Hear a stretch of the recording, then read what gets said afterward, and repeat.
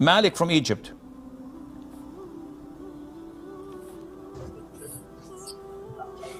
Assalamualaikum, Sheikh. Alaikum salam.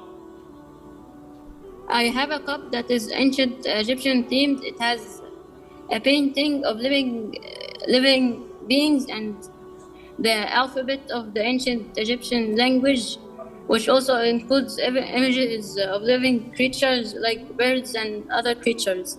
My question is it permissible to keep this cup or drink from it? Jazakallah khair. Wa jazak. To have a mug with drawings, whether birds, lions, cats, whatever, human beings, whether it's from the ancient Egyptians or from the Chinese era or from whatever, these drawings, what's the ruling on them in Islam?